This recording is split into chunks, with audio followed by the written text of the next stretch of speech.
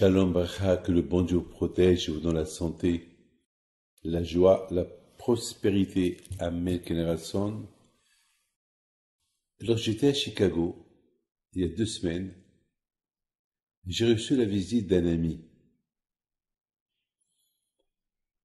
Et j'ai posé la question comment elle va, sa grand-mère.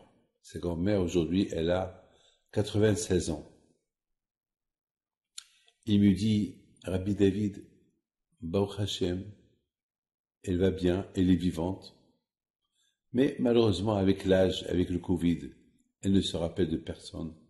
Elle ne se rappelle pas de ses petits-enfants, pas de ses enfants. Parfois, elle se rappelle, mais en général, elle ne se rappelle pas. Bon, ça, mes amis, c'est quelque chose que malheureusement, ça peut arriver. Mais il me dit, il y a une seule chose qu'elle se rappelle. Les coutumes juives. Par exemple, une fois, cette année, lorsque je suis parti chez elle pour lui sonner le chauffard, elle m'a corrigé. J'ai fait une faute dans la sonnerie du chauffard, elle m'a corrigé. J'étais choqué. Comment elle se rappelle? Comment elle me corrige? Mais je n'avais pas de réponse.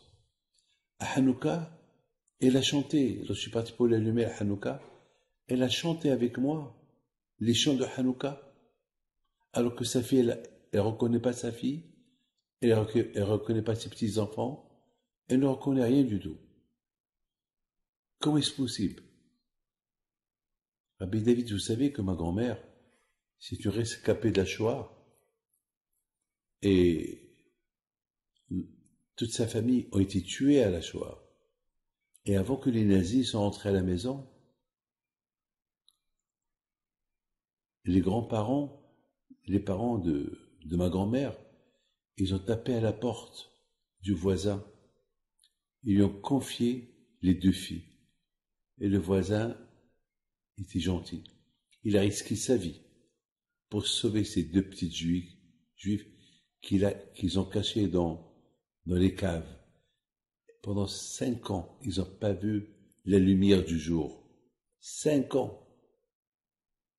Et lorsque Baruch Hashem la guerre a terminé, le couple Goy, qu'ils étaient des bons, 100%, ils ont gagné Eden, ils ont sauvé des juifs, ils ont mis leur vie à risque pour sauver 2 juifs, et les ont rendus à la communauté.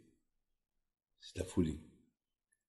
Mais ma grand-mère, elle nous disait que tout le temps était connecté avec Mashiach. Et savait que Mashiach, il va venir un jour. Alors elle dit à Hachem, avant que Mashiach il vienne, je voudrais voir le Mashiach qui va me sauver d'ici. Et Baruch Hashem, Akadosh Baruch Hu les a sauvés. Elle n'a jamais oublié. Il y a beaucoup de gens, malheureusement, à cause de la Shoah, ils ont lâché la religion. Mais ces 2 filles, qui étaient maintenant plus ou moins,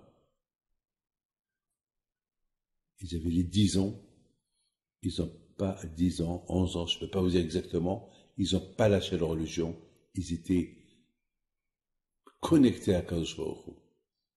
Alors, ma grand-mère, elle a fait une robe que chaque année, elle la change. Elle la mettait dans une valise. Et cette robe-là, elle s'appelle la robe de Mashiach. Il disait, lorsque Mashiach il va venir, eh ben, je vais accueillir Mashiach avec cette robe. Jusqu'à maintenant, qu'elle est vieille, qu'elle est inconsciente, toujours elle va vers la valise, elle l'ouvre, elle voit la robe, elle ferme la valise. Alors il me dit, Rabbi David, comment vous comprenez ça? Comment vous comprenez? Ma grand-mère, elle ne reconnaît pas ses grands-parents, ses enfants, ses petits-enfants, mais elle reconnaît la valise de Mashiach. Elle se rappelle les sonneries de la chauffard. Elle se rappelle aussi de les chants de Hanouka. Comment est-ce possible? Alors, je lui dis, avis, puisque tu me poses cette question, alors certainement tu as une réponse. Donne une réponse. Il me dit, Rabbi David, la réponse que je peux vous dire, c'est que la Torah, c'est que la religion, c'est ancré en elle. Ils font partie de son corps. Comme ses mains, qu'elle reconnaît que la valise, qu'elle reconnaît les chants de Hanouka, les chants du chauffard, comme ça elle reconnaît ses mains. Lorsqu'elle voit ses mains, elle sait que c'est ses mains. La Torah, elle fait partie de son corps. Les autres choses, elle ne les reconnaît pas. Mais les choses qui sont tellement importantes pour elle, elle les reconnaît. Eh bien, on voit ici que la Torah était plus importante pour elle que ses enfants et ses petits-enfants.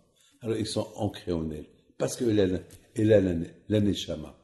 La neshama juive, l'âme juive, elle est en elle. Et cette âme juive qu'elle est en elle, c'est une évidence. Et c'est la seule chose qu'elle peut se rappeler. C'est la folie. J'ai appris une chose.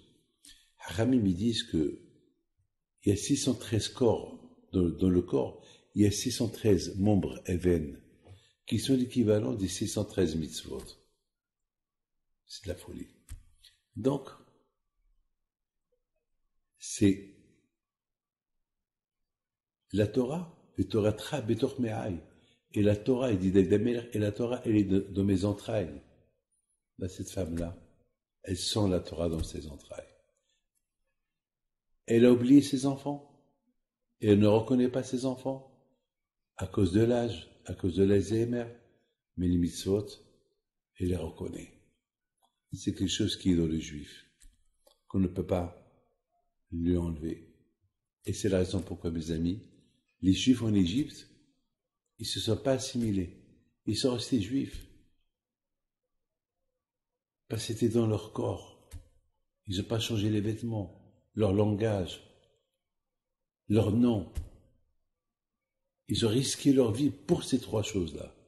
Parce que c'était en eux. C'était la seule manière, la seule façon pour survivre la Shoah de l'Égypte. Que le bon Dieu protège et vous donne la santé et la joie. Amen. Keratzon.